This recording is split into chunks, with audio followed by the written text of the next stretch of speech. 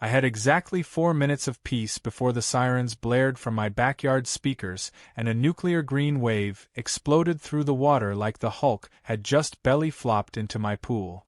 Kids screamed. Adults dove out of the dye-drenched chaos. One guy slipped and took down the entire snack table like a bowling pin. And standing in the middle of it all, with her designer kaftan soaked and her mouth frozen in a perfect O of horror, was Karen from the HOA. This wasn't an accident. This wasn't sabotage. This was justice, chlorinated, vividly green justice. And to think it all started with a flyer she stuffed in mailboxes 2 days ago. Just 48 hours before the dye bomb went off, I was living my best low-profile life. No drama, no social obligations, no HOA nonsense. Just me, my perfectly maintained yard, and the pool I spent 6 months building from scratch. Every tile, every sensor, every inch of the smart system was designed with one mission in mind: privacy. Not just because I like my peace and quiet, but because I live in a neighborhood where the HOA thinks the P in private stands for public. And at the top of that food chain sat Karen. She was the kind of HOA president who had printed business cards with her title in gold foil. The type to measure your grass with a ruler while pretending to walk her teacup poodle. We hadn't spoken in over a year, and that was deliberate on my part. Last time she tried inviting herself over, I told her the pool was being treated with manatee hormones, and she backed off. Until now. That morning, I found a folded sheet of glossy paper in my mailbox. The front read, in Comic Sans no less, HOA Summer Splash Extravaganza. I was about to toss it when I noticed the photo on the flyer. I froze. There, front and center, was my backyard, my pool, my furniture, my freaking flamingo float. It was a shot she must have taken months ago through the hedge. The date was for Saturday, just 2 days away. I flipped the paper over. No RSVP needed. Just bring a dish and towel. Karen had apparently decided my private property was now the community clubhouse. I stormed over to her place, ready to demand an explanation, but she wasn't home. Her sister, Tiffany, was watering the fake plants on their porch. I asked if she'd seen the flyer. She said yes. I asked who approved it. She said Karen did. I told her the pool in the photo was mine. She blinked like she couldn't quite compute the words. Well, Karen said it's the neighborhood pool. You never use it for anything anyway. I nearly blacked out from rage. Instead, I turned around, went home, locked my gate, and called my lawyer. He laughed and told me to gather evidence. If they show up, don't stop them. Let them dig their own hole. Just make sure you document everything. I didn't just plan to document it. I planned to make it unforgettable. What Karen didn't know was that my pool system wasn't just for convenience. It was designed for defense. Hidden motion sensors lined the deck. The lights were programmed to strobe red if triggered. The speakers could blast anything from fake dog barks to sirens. But the crown jewel was a little something I'd installed after watching one too many spy movies. A green dye dispersal system. Non-toxic, designed for underwater visibility testing, and perfectly safe, but horrifyingly bright. I installed it as a joke, never thinking I'd use it. Now it had a purpose. Friday night, I watched as Karen and her little group of minions walked the perimeter of my property, checking for vulnerabilities. I saw her test the gate. It was locked, but she didn't look worried. She had a key. A leftover from the previous owner, who had given one to the HOA during renovations. She never gave it back. At that point, I made my final preparations. Camera angles checked. Sensors calibrated. Dye canisters armed. All I had to do was wait. Saturday morning was eerily quiet. Around 10 a.m., it started. One family showed up. Then 2. Then 5. Soon, I counted nearly 60 people trotting down the sidewalk with towels, kids, and coolers in tow. Karen arrived in full beach regalia, blowing a whistle and shouting about sunscreen. I wasn't even hiding. I sat on my upstairs balcony, just out of view, watching it unfold on my phone screen via security feed. My blood boiled as I watched a stranger pop open a beer and drop the cap into my flower bed. Karen strutted to the diving board and called for attention. "We are so grateful for this shared space. It's about time we reclaimed it for the community." Reclaimed. As if my home was a colonial artifact. The moment she sat in my recliner and adjusted her sun hat, I tapped my phone. A robotic voice boomed across the backyard. "Unauthorized access detected. Security monitoring activated." For a split second, everyone froze. Then Karen yelled, "It's just a joke. Keep having fun." The crowd cheered and the party resumed. I started the countdown. 5 minutes. Music pumped louder. Kids screamed. A grill fired up. Someone put their feet in the hot tub. 4 minutes. A boy threw a beach ball and it bounced into the house window. No one even bothered to retrieve it. 3 minutes. Karen adjusted her sunglasses and began taking selfies with people she had probably fined earlier in the year for mailbox height violations. 2 minutes. The sensors showed 74 active bodies in the pool zone. 1 minute. I double-checked the cameras, sat back, and hit execute. The dye system silently engaged from beneath the pool floor. Thin streams of vivid green spread like tendrils, swirling faster with every splash. Within seconds, the entire pool looked radioactive. The screaming started fast and didn't stop. People climbed over each other to escape. Towels flew. Drinks spilled. Karen was still frozen, processing what had happened when one of the kids screamed, "It's poison!" That's when she dove out, knocking over the lemonade table. Through the chaos, I activated the final feature. The speakers began playing a looped message. "You are trespassing on private property. This incident is being recorded. Authorities have been notified. Please remain still and await instructions." People panicked harder. Karen tried to pull herself together, now covered head to toe in what looked like swamp water. She screamed up toward my balcony, demanding I come down. I didn't. I just watched her turn beet red under the neon green streaks on her shirt, helpless as her little coup crumbled into a technicolor disaster. This wasn't just a pool party anymore. This was the opening act. Karen's green-stained pool party had disintegrated into chaos, but the real fun was just getting started. As dozens of my uninvited guests scrambled out of the now swamp-colored pool, I watched them from my upstairs window with a calm cup of coffee in hand. The dye hadn't just marked the water. It left faint but visible streaks on anyone who'd been submerged for more than a few seconds. Light-colored shirts had turned a sickly green, and swimsuits looked like they'd been dipped in highlighter ink. Some people laughed nervously. Others looked furious. A few had the gall to act like they were the ones being wronged. But Karen, she was the center of the unraveling storm, and she knew it. Instead of owning up to the mess she created, she tried to grab the microphone from her sister, Tiffany, and started yelling over the backyard speaker, her voice cracking with desperation as she attempted damage control. "Everyone stay calm. This was an unexpected pool chemical malfunction. We're working on it," she shouted, as though I wasn't sitting 10 feet above her, watching the disaster unfold like a live episode of HOA Gone Wild.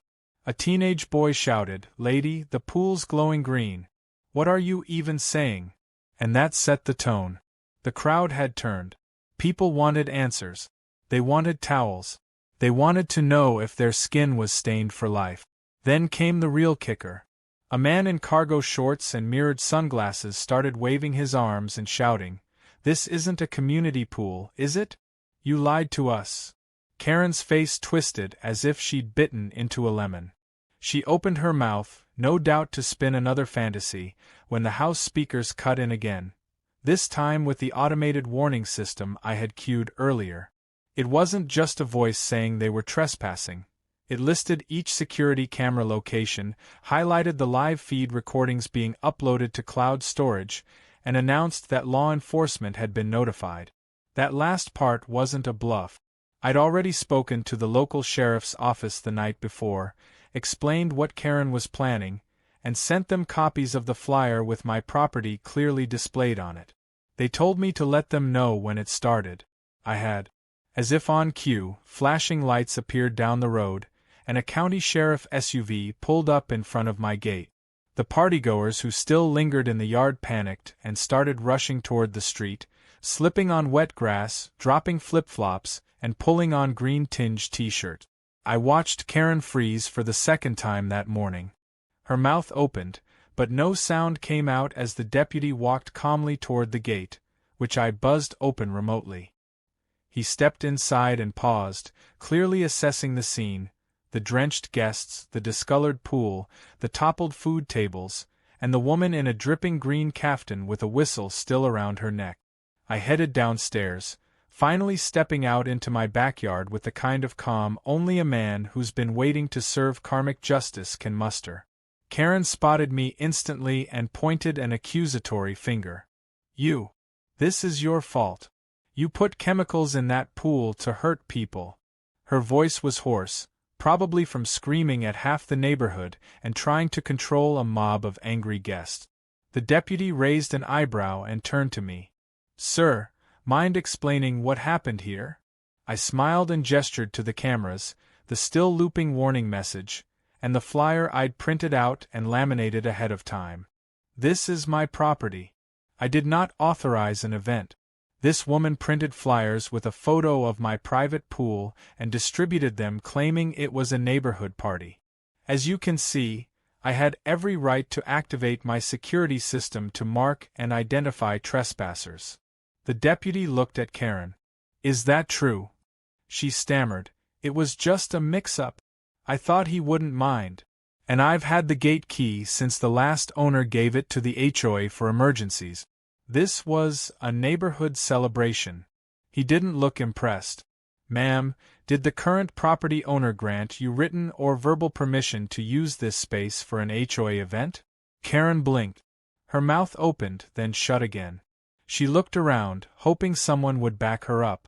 But now even Tiffany had backed away, pretending to check her phone.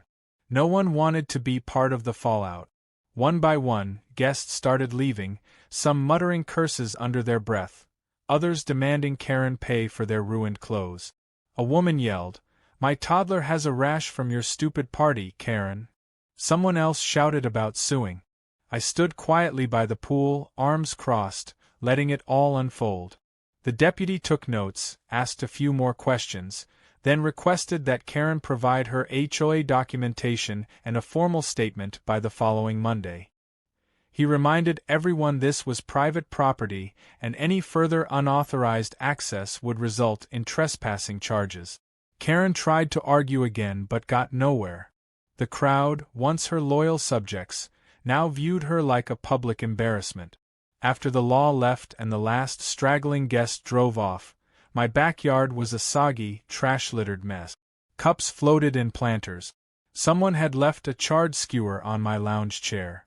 A balloon dog drifted in the pool, eerily bobbing in the glowing green water. But I didn't feel angry. I felt victorious. Karen had crossed a line and walked headfirst into the most embarrassing trap she could imagine. Her pride was stained greener than any swimsuit.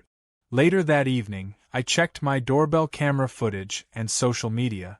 Sure enough, clips were already circulating online. HOA pool takeover gone wrong was trending locally, with someone even adding music over the moment Karen slipped trying to escape the pool. The neighborhood subreddit exploded with comments, most praising whoever set the trap and roasting Karen's leadership. A few even asked if the dye was available on Amazon. I didn't comment, but I read every post. I knew this was just the beginning. The HOA would have to respond. Karen wasn't going to take this quietly. She'd spin lies, shift blame, and maybe even try to retaliate. But she didn't realize something important. I wasn't just some quiet homeowner with a nice pool and a few cameras. I was a planner, a strategist, and now I had the neighborhood's attention. Karen had started this war thinking she could walk all over me with her clipboard and fake authority. Now she was scrambling in the deep end, and the real tidal wave was still on the way. By the time Monday rolled around, the shock waves from the green pool disaster hadn't just rattled Karen's social standing, They'd torn a hole through the center of her carefully curated image as the infallible HOA president. The green dye had faded, but the stains on her reputation clung tighter than algae in a bad filter system. Neighbors who used to greet her with fake smiles now crossed the street. One family even left a bottle of pool cleaner on her doorstep with a sarcastic bow. But I wasn't done watching. I was tracking everything, from the HOA chatter to the social media threads that kept growing by the hour. Someone had even started a parody account using her name and profile photo, posting memes of her with green face paint like a villain from a comic book. Karen hadn't just lost control, she was a punchline now. I knew she wouldn't go down quietly. That wasn't her style. On Monday afternoon, I received a hand-delivered letter folded neatly in an envelope stamped with the HOA emblem. It wasn't from Karen. It was from the HOA vice president, Alan, the only board member who didn't look like he was born to ruin block parties. The letter requested my presence at a special HOA meeting scheduled for Tuesday evening. The agenda was vague, citing incident review and community impact assessment. The moment I finished reading it, I smiled. Karen was clearly trying to flip the narrative, turn this into a formal proceeding so she could regain control. She wanted to frame me as the aggressor, the homeowner who endangered neighbors with dye and loud sirens. She didn't know I'd been documenting everything from the first mailbox flyer to the final green splash. When I arrived at the community center the next day, the atmosphere was tense. The meeting room was packed. Folding chairs were filled with people who had been at the pool or had seen the fallout online. Karen sat at the front with her usual smug posture, though she looked more rattled than regal. She had her hair pulled back tight and wore a pastel blazer like she was running for mayor. Tiffany sat beside her, glancing nervously at the crowd.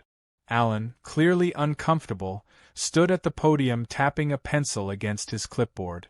As I took my seat, Karen immediately perked up and addressed the room. "We've called this meeting to address the unfortunate incident that occurred at one of our community members' properties," she began, her tone drenched in artificial concern. "As many of you know, there was a misunderstanding involving the use of what was believed to be a shared recreational space. A few people shifted uncomfortably. Someone snorted in disbelief. She continued, while our intentions were rooted in unity and neighborhood bonding, the outcome was regrettable. We must now evaluate whether the use of aggressive deterrents, such as chemical agents and loud security alerts, was appropriate in a family environment." That's when I stood up. "Is this meeting about a pool party Karen planned without permission, used my photo for, unlocked my gate with a stolen key, and invited over 70 people to? Or are we here to pretend I'm the villain because I protected my property with a dye that's FDA approved and completely harmless?" The room went quiet. Alan sighed and gestured for me to continue. I walked up to the podium and pulled a folder from my bag. Inside were printouts of the flyer, screenshots of Karen's social media posts from days before the party, emails neighbors had forwarded me confirming she promoted the event as a community function, and most importantly, a statement from the pool dye manufacturer verifying its safety. I passed copies to Alan and laid the rest out on the table for all to see. Then I played a short clip from my security camera, showing Karen unlocking the side gate with her emergency key, ushering people in, and making a speech about reclaiming the pool for the HOA. The murmurs in the room grew louder. Karen looked like she'd swallowed a lemon dipped in wasabi. Alan took a moment to review the material, then cleared his throat. "It appears," he said slowly, "that this was not a community property, nor was permission granted for the event. Furthermore, the security measures used were within legal boundaries and did not present any real danger." Karen interjected, her voice shrill. "He humiliated us. He humiliated me." There were children crying. People thought they were poisoned. I turned to her. "You humiliated yourself. You broke in. You lied to your neighbors. And the only thing I did was make sure everyone who trespassed got a splash of truth." The crowd applauded. Not loudly, but enough to make Karen twitch. Alan tried to restore order. "All right, everyone, let's stay civil." But it was clear the room had chosen sides. I hadn't needed a big speech or revenge plot. Karen had done the work for me. Her arrogance had inflated so far she assumed no one would challenge her. But now, her control was slipping like a wet beach towel. After the meeting adjourned, several neighbors approached me with nods and quiet gratitude. One woman, Marlene, whose toddler had been at the party, said she'd never trust the HOA again unless Karen stepped down. Others told me they were preparing to vote for a new board. I hadn't planned on becoming a neighborhood icon, but Karen had practically delivered the role to my doorstep. What she meant to be a power play had exposed her. 2 days later, I got a call from Alan. The board had voted unanimously to suspend Karen pending a formal review. I wasn't shocked. The neighborhood couldn't afford to keep a rogue event planner with a whistle and a god complex in charge. Alan also mentioned that Karen had threatened to sue me. I told him to let her try. I'd already spoken to my lawyer, who assured me everything I did was legally sound. Trespassing was trespassing, even if the violator wore flip-flops and brought potato salad. What surprised me most wasn't Karen's downfall, but the strange sense of relief that followed. I'd never been involved in neighborhood politics, never wanted to. But standing up to her had awakened something in the community. People began talking more openly about HOA abuses, about the stupid fees, the restrictions, the way Karen always bent the rules in her favor. It was like everyone had been holding their breath for years, and now someone had finally exhaled. Karen, meanwhile, disappeared from public view. Her front yard went unkempt. Her recycling bins stayed full for a week. Tiffany was seen driving alone. Rumor had it Karen was trying to draft a public apology, but no one had received it yet. Whatever was happening inside that pastel-colored prison she called a home, I wasn't concerned. She'd been marked. Not by die, but by consequence. Real, visible, irreversible consequence. And me? I was already planning a celebration. A real pool party this time. By invitation only. With guests I trusted. And just for fun, I was going to add blue dye to the pool. Safe, vibrant, and definitely unforgettable. It had been just over a week since the green dye incident, and the silence from Karen's house was almost too perfect. Her once loud presence, the click-clack of her wedge heels on pavement, her barking orders about weeds and mailbox paint, vanished. For the first time since I moved into this neighborhood, the air actually felt breathable. The HOA had gone into damage control mode, and Karen had been suspended from her role pending a vote. But nobody had to wait for a formal decision. Her authority wasn't just damaged, it had been completely obliterated in front of 70 furious pool guests, a police officer, and half the internet. The board members tried to smooth things over by sending out a carefully worded newsletter calling the whole fiasco an unfortunate miscommunication, but no one was buying it. Not after the photos, the memes, the video clips of Karen slipping in green water had gone viral locally. Every kid on the block had a nickname for her now: Swamp Queen, Radioactive Karen, Toxic Karen. It was brutal and glorious. I knew Karen well enough to guess that this was only a retreat, not surrender. She was plotting. She had tasted power for too long, used it to control and manipulate people, and she wasn't going to let go without one last stab. That's why I wasn't surprised when I received an envelope in my mailbox, no stamp, hand-delivered, sealed with the HOA crest. It wasn't an apology. It was a legal notice, a cease and desist. Karen, it seemed, had finally decided to go the legal route, accusing me of harassment, endangerment, and emotional distress. The irony nearly made me laugh. I forwarded the letter to my attorney, who responded within 10 minutes with a single line: "She has no case. Let her waste her money." That gave me the green light I needed to move forward with what I had been planning behind the scenes since the dye hit the water. Karen had trespassed, misused her position, and misled the entire neighborhood. But I wasn't interested in just shaming her anymore. I wanted to make sure nothing like this could ever happen again, not to me and not to anyone else who had the misfortune of owning something Karen wanted. I began compiling a formal complaint, not just as a resident but as a plaintiff. I detailed every violation she had committed, from unauthorized use of my property to manipulating HOA procedures, to lying about the status of my pool. I didn't stop at the flyer or the party. I included screenshots of emails she had sent over the past year that showed clear abuse of power, threats of fines over petty infractions, and intimidating language toward multiple residents. With the help of my lawyer, I attached the complaint to a small claims lawsuit demanding reimbursement for pool cleanup, damaged property, and legal fees. It wasn't about the money. It was about the record. Then I did something Karen would never have expected. I visited the homes of a few neighbors who had spoken out against her quietly but never dared to do so publicly. I told them what I was doing. I showed them the evidence. And then I asked if they had any of their own. Within hours, I had statements from 4 different households. One family claimed Karen had entered their yard uninvited during a landscaping job and threatened the workers. Another said she once demanded they paint over their door because it didn't match HOA's seasonal color chart, a chart nobody had ever seen. Someone else told me she threatened to have their mailbox removed because their houseguest parked 1 inch over a sidewalk line. It was a pattern, and now it was documented. The HOA board was forced to schedule another emergency meeting. But this time, the community showed up in record numbers. Not out of curiosity or obligation, but out of a desire for change. People who had never spoken at meetings came forward. A grandmother stood up and said Karen once fined her for leaving her porch light on during a supposed blackout.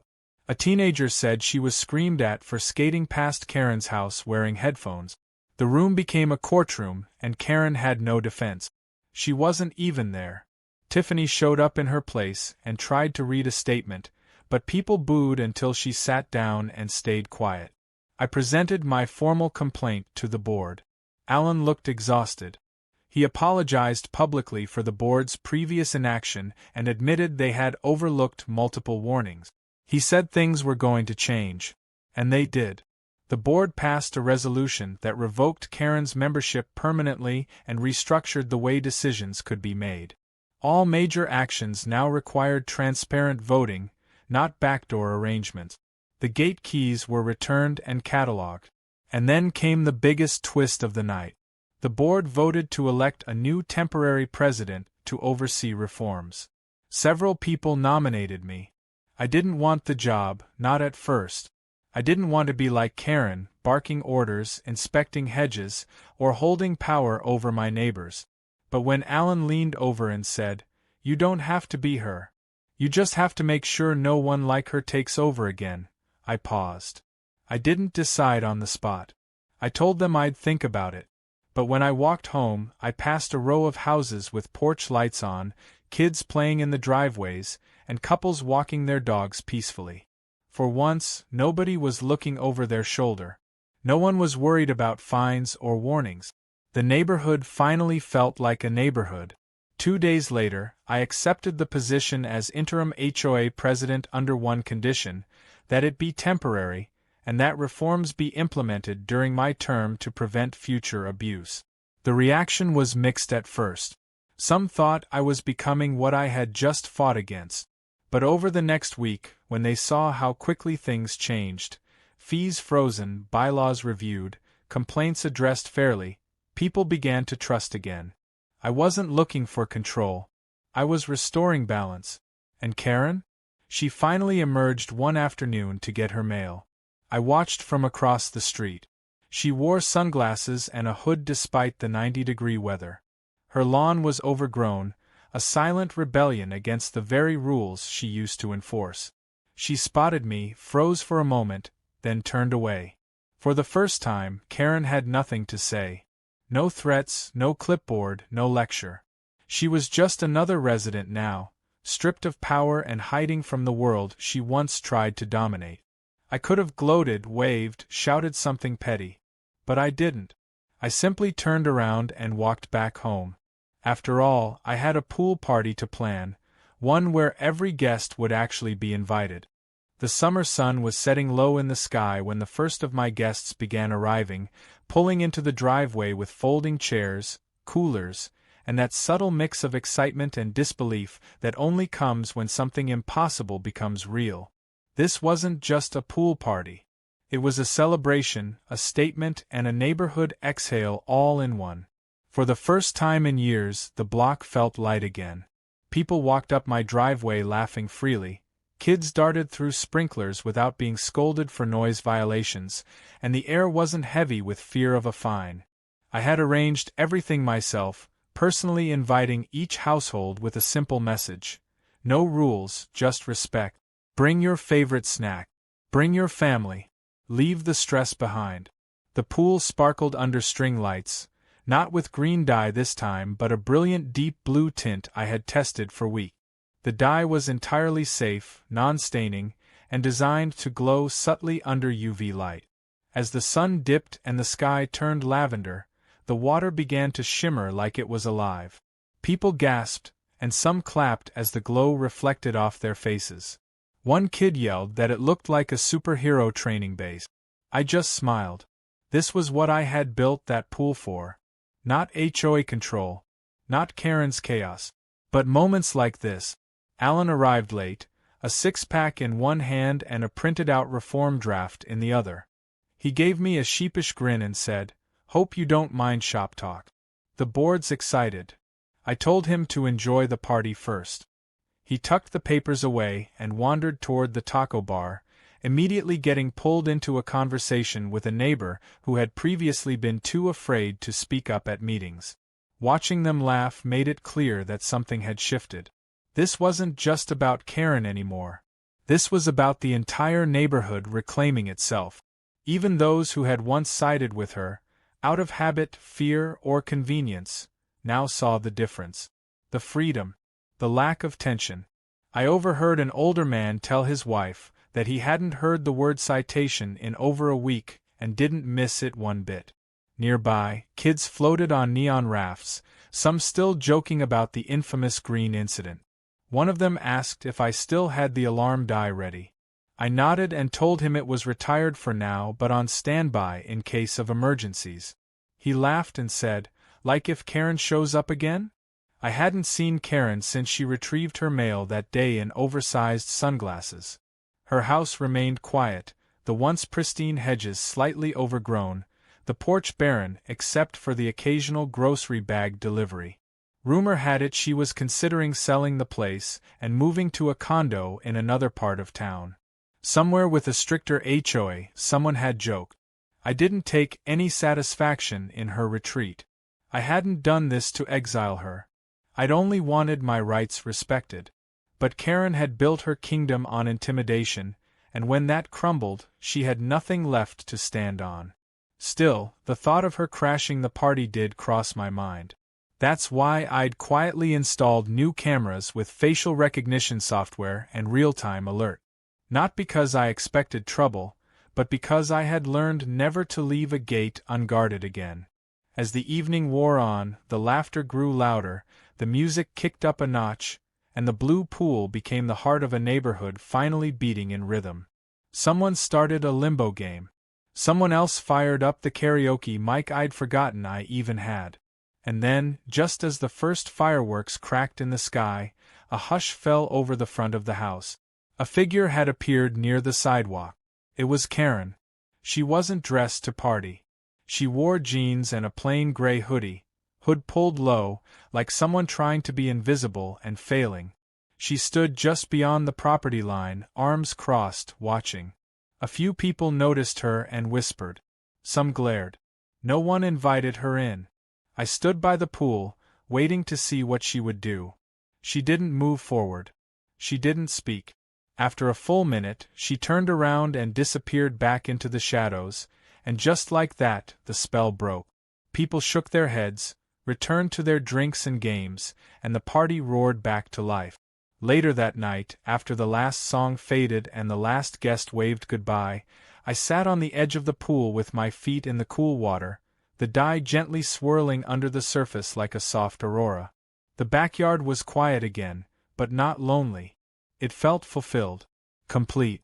I thought back to how all this started, not with a plan for revenge, but with a violation of trust. A neighbor who thought power made her untouchable. A community too intimidated to speak.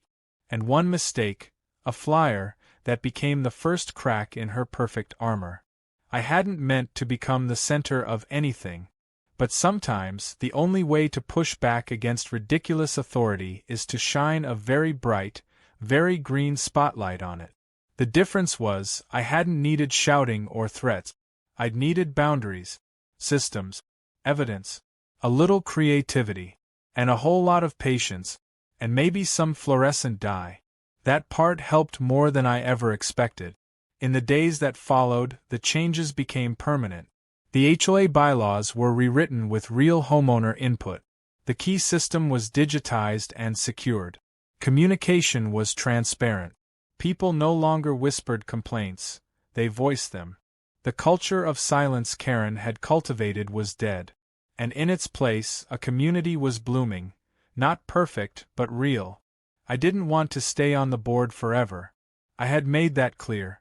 But until someone came along who truly understood what boundaries meant, I was willing to hold the line. One morning, I walked past Karen's house and saw a for sale sign planted in the lawn. I paused for a moment, staring at the red letters like they were punctuation at the end of a chapter. She was leaving. Maybe out of shame. Maybe to start fresh. Maybe to find another neighborhood to rule. But here, her reign was over. No more surprise inspections. No more gate key abuses.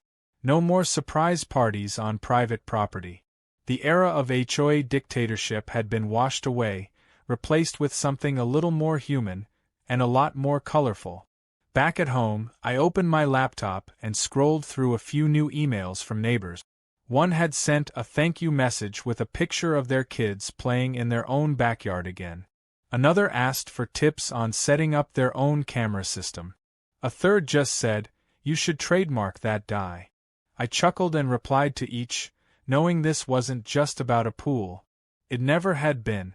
This was about standing firm, standing smart, and standing together. And so the story of the green dye alarm came to a close. Not with a bang, but with peace. The kind that comes after noise, after chaos, after someone finally says enough. The pool was still. The sky was dark. But the neighborhood, my neighborhood, had never felt brighter.